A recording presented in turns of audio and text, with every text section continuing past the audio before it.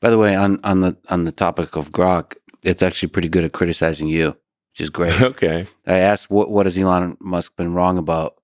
It's actually Yeah, what does it say?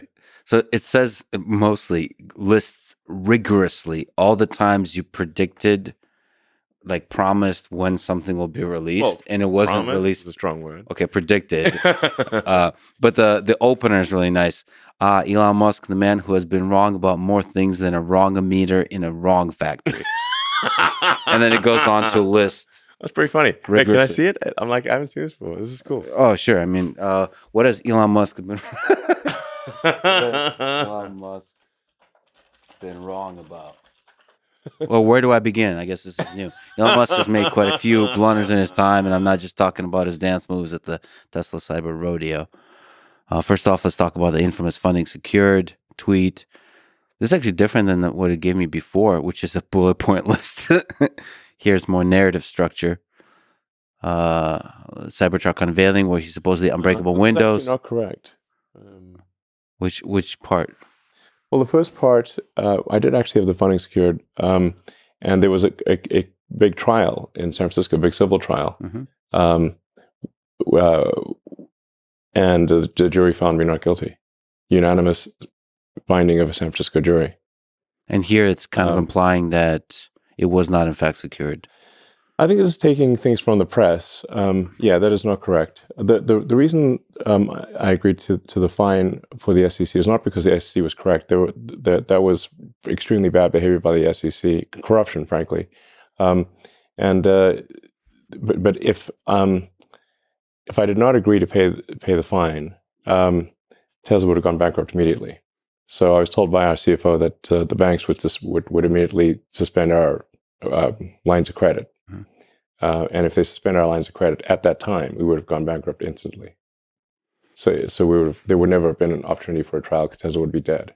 So really, if this is like someone holding a gun to your kid's head and saying, pay $20 million and admit there's like a hostage negotiation. Was that story fully told? I mean, SEC in its best form could be a force for good. It should be. But not once did the SEC go after any of the hedge funds who were nonstop shorting and distorting Tesla. Not once. They would lie flat. The hedge funds would lie flat out on TV for their own gain at the expense of retail investors. Not once, literally 1,000 times. Not once did the SEC pursue them. How do you explain this failure? The incentive structure is messed up. Because the lawyers at the SEC are not paid well. It's a fairly low-paying job. But what they're looking for is a trophy. From the SEC, they're looking for something they put on, basically their LinkedIn. Yeah. From that, they can get a job at a high-paying law firm. That's exactly what the lawyer here did. And the reason they don't attack the hedge funds is because those hedge funds employ those law firms, and they know if they attack the hedge funds, they're affecting their future career prospects. So they sell small investors down the river for their own career. That's what actually happens. Regulatory capture. Regulatory capture. Yeah, not good. So the only reason I accepted that thing technically was not an admission. It's neither admit nor deny guilt. But the only reason I agreed to that at all was because I was told Tesla would be bankrupt otherwise. So if there was an SEC investigation like this, banks would suspend funding. We're bankrupt immediately at the time. Mm-hmm. Now we're in a much stronger position. Take that, Grok. Yes, unfortunately, Grok is taking too much from the conventional media. Also, that guy was not a cave diver. Oh, there's a time where Elon called a British cave diver a quote pedo guy after the diver criticized Musk's plan to rescue a group of boys trapped in a Thai cave.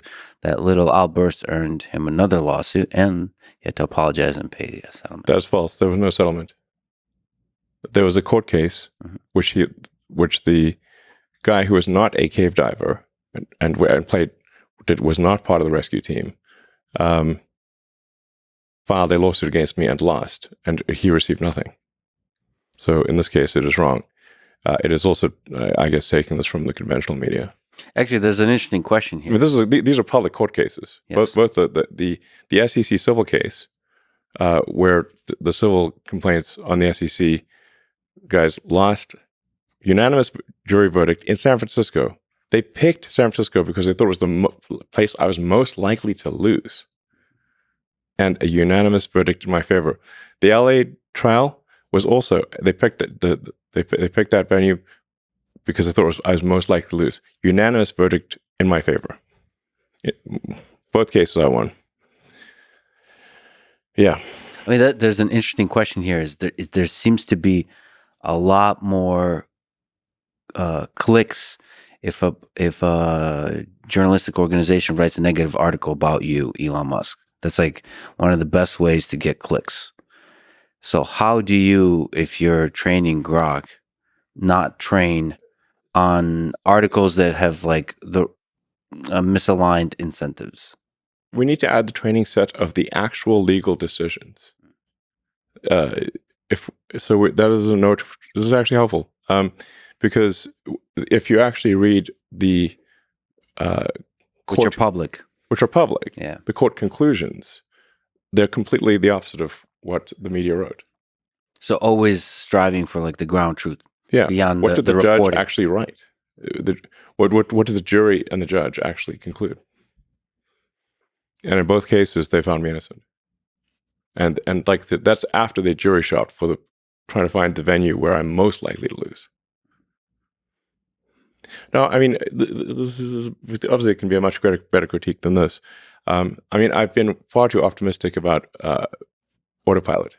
That was the critique I got, by the way, was more about that, which is it broke down a nice bullet point list for each of your companies, the set of predictions that you made, when you will deliver, when you'll be able to solve, for example, self-driving, and it gives you like a list. And it was kind of compelling. And the basic takeaway is like you're often too optimistic about how long it takes to get something done. Yeah, I mean, I would say that I'm pathologically optimistic on schedule.